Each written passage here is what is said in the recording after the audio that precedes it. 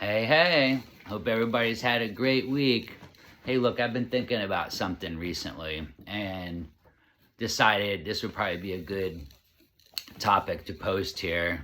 Maybe get some conversation going, but any social media site that you're on, right? It looks like people are living a life of luxury, right? Jetting off to exotic destinations, front row seats at concerts, flaunting designer wardrobes, flashy cars and wristwatches. Like, is this really the case for everyone, or are we falling prey to sort of a newer term that's out there, money dysmorphia? Yeah, how many of you have heard of that? Money dysmorphia. Well, according to Qualtrics and Intuit Credit Karma, money dysmorphia occurs when our perception of wealth becomes distorted, leading to poor financial decisions. A study conducted by Qualtrics and Intuit Credit Karma shed light on this issue, revealing that 29% of Americans experience some sort of money dysmorphia. While the concept isn't new, it is a little bit more prevalent among some of our younger citizens, right? Basically millennials. And it also went on to say that 43% of Gen Z and 41% of millennials report feeling the effects of money dysmorphia, compared to only 14% of those aged 59 or older.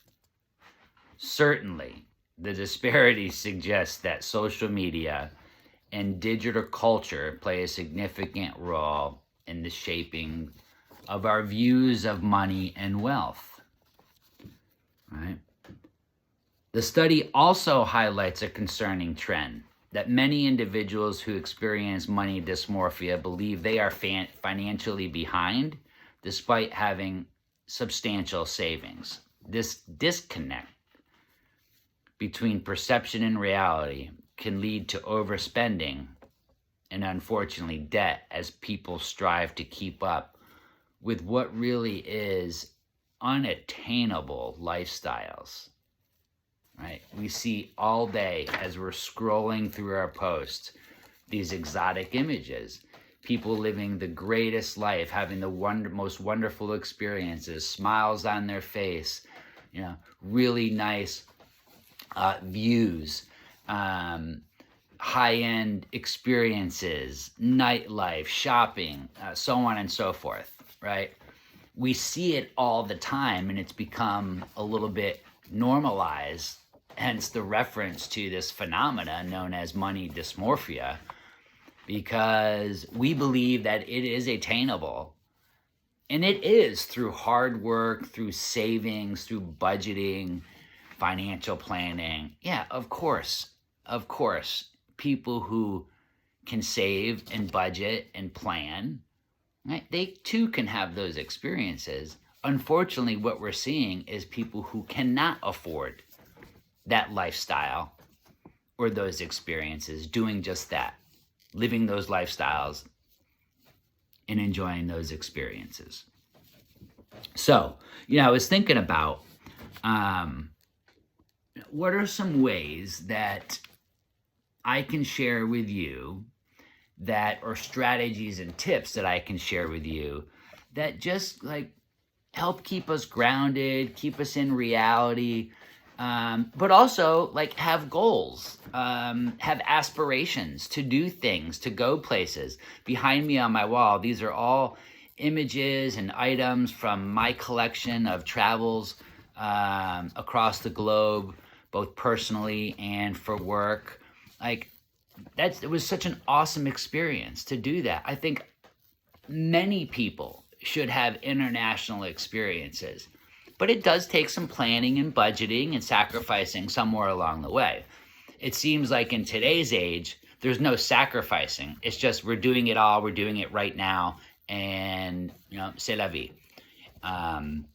Not a winning strategy for a successful, financially responsible lifestyle.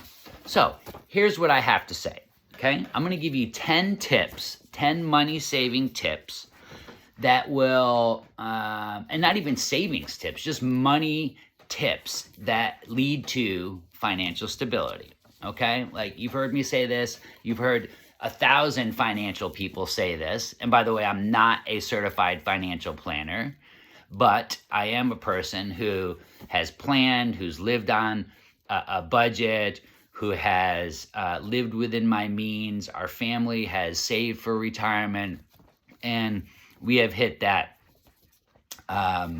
millionaire status club, okay? And so I think I have some ability to present to you information that I've lived, that I've experienced, and because of what I've achieved. And so it's very simple, but it takes hard work and commitment. Create a budget and stick to it, okay? Track your income and your expenses to identify areas that need improvement, okay? Piece of paper, put a line down the middle. Income, put your number there. Expenses, start listing what's going out. At the end of that page, there should be zeros on both sides, right? Or just a zero on the column that is expenses. Because at the end of the month, what you bring in should zero out what your expenses are. Those expenses probably include and should include retirement savings, as well as like personal savings, as well as utilities and car payments, etc. Okay. Number 2, set financial goals. Whether it's saving for a vacation, whether it's building your emergency fund, you have to be clear about what your goal is. Okay. Start with a small winning step. I'm going to save $100 this month. And out of your 2 paychecks, or if you get paid weekly, then you'll set aside $25. Put it in an envelope in your drawer. At the end of the month, you'll have your $100, and you say to yourself, I did it. And you do that the next month, and the month after that. And in a year, you've got $1,200. There's your emergency fund. Okay? This is not a quick turnaround. Like, it didn't take you a day to get into debt and be in a position that is a little bit financially insecure. So it's going to take a little bit of time to do this, but we do it one day at a time. We do it one day at a time. And avoid impulse purchases. Oh, this is so hard, right? Because you're at the store and, oh, you see that pack of gum, or, hey, that latest issue of GQ magazine, or Guns and Ammo, or whatever it is, right? Like, those things are now like $12, okay? So think about before you make those purchases. Bottled water, a can of soda. Like, oh, it's only $1.25. Oh, it's only $2. That adds up. Start tracking that expense every month and see what happens. Use coupons and discounts. I am the coupon man. They call me Coupon Dan. I use my Kroger app. I got digital coupons. I got printed coupons that I cut out of the inserts, circular inserts. Use those discounts and shop around. Okay? Cook at home. Eating out is absolutely one of the most expensive budgetary items that you have. Okay? Absolutely, hands down. I don't care how good of a deal it is, or a BOGO, or you get this package for X dollars. Nothing is cheaper than preparing your own meals, going to the grocery store. It's just not. And by the way, every night doesn't have to be a fancy dinner. Have a salad, cut up some chicken in it. Maybe do a tuna fish sandwich. How about spaghetti and meatballs? How about some sort of panini press, or a grilled cheese, or a bowl of quinoa. There's a lot of options out there that are healthy, inexpensive, and don't take a lot to prepare. Unused subscriptions. Oh, wow. This was one for us. We had our local Cox Cable. We had Hulu. We had Netflix. Like, I mean, every month that is just stacking up to be hundreds and hundreds of dollars. So we cut some of that out. Like, we still like our entertainment. That's where we find our joy and our pleasure, is watching TV, watching Netflix, and watching series and stuff like that. We love doing that. So that's an investment that we're willing to put out for our entertainment. That'll save you a lot of money. Check on that. Automate savings. Oh, I love this one, right? Set up automatic transfers to your savings account, right? Right out of your paycheck, right? Goes right in, okay? Maybe even then, once you get paid, you go into your banking app and you slide over $100, $200, $25, whatever it happens to be. Keep that savings going, right? That becomes your motivation to save, to see those dollars start to add up in your account. And last two, I think, are they kind of go hand in hand a little bit, which is like cut back on non-essentials, right? Obviously, reduce spending where you can, whether that be entertainment, dining out, could be any number of things, right? And invest in your future. Like, you have to pay yourself first. More than anything else in the world. You should be investing in your company-sponsored 401k plan. You should have a Roth IRA set up if you can afford to do that. You should be saving something every month, every paycheck. Automate it. Go right into savings.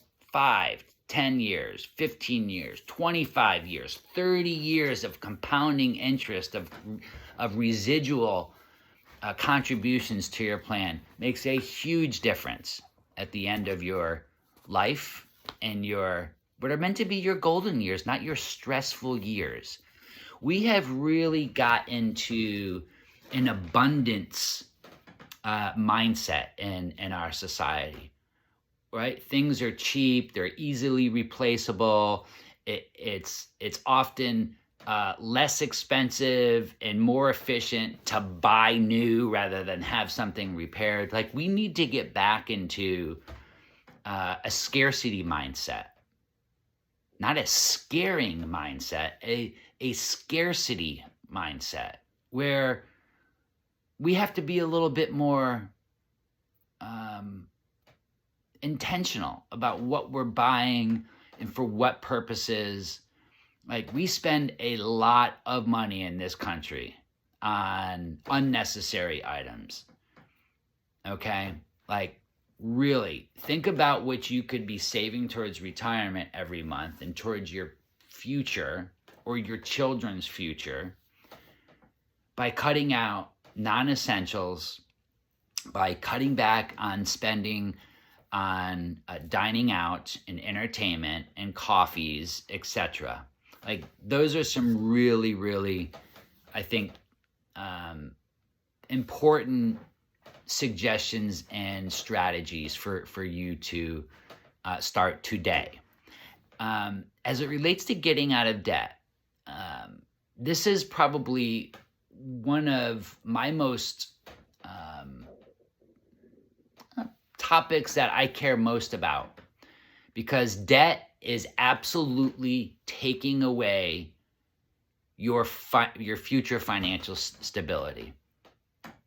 Absolutely, 100%. Every month, at the end of your paycheck, you're paying out money to credit cards, to car payments, to retail charges. Like, think about how much you're spending on your car payment, and if you took half of that every month and put it into your retirement, again, that's going to add up.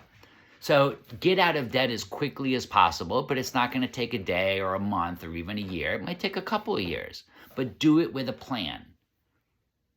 There's two approaches. Start with the smallest debt, pay that off, apply that amount to the next debt. It's called the snowball effect. All right? You remember, if you grew up in the Northeast like I did, get those nice snowy days, a little bit moist. You pack those things up really good. You start rolling them on the ground. What do? They get bigger and bigger, and next thing you know, you got a snowman built up. Same process. The other option, of course, is to pay the highest interest rate percentage debt off first. There's some mixed opinions about it. At the end of the day, it's a win-win. Clear it out, right? Get into a debt repayment plan if needed to, okay? Negotiate with creditors as needed. Like, call your credit card companies. Like, guys, it's just, we can't. You're not going to get what you're owed, and I'm not going to be able to pay you what you're owed. So let's restructure this. See if you can get a different interest rate. I don't advise doing the credit card shell game. Oh, I'm going to go over here because I can transfer over here for free and zero balance. I mean, we get in trouble because of credit cards. So the idea of going to open up another credit card because it's 0% for an X period of time, I don't know. I have to question that decision. Seek professional help as needed. There's lots of people on the internet that can help guide you and give advice and suggestions. But some people need real professional help, whether that's a tax professional or whomever, okay? That information is out there. But it's important to remember that your financial well-being is not about living a flashy kind of lifestyle or chasing, these trends that are out there, right? Those are nice, but it shouldn't be what you are chasing, right? True wealth, okay? There's one definition of a millionaire. It is someone who has assets minus their liabilities equals $1 million or more. That's a millionaire. You add up your assets, your home, your investments, your savings, your vehicle that's paid off, but you deduct your liabilities.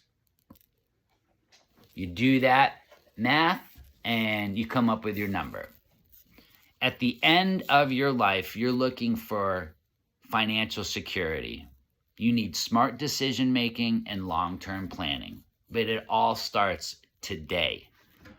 So addressing like this money dysmorphia concept, adapting healthy lifestyle habits, like that is going to be your winning key to success. And I hope you are successful.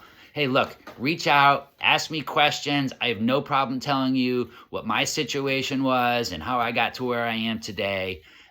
It wasn't just me, it was also my family and my wife, because, we all make decisions as it relates to the financial well-being of our family. Hey, have a great weekend. Look forward to seeing you on the next one. Take care.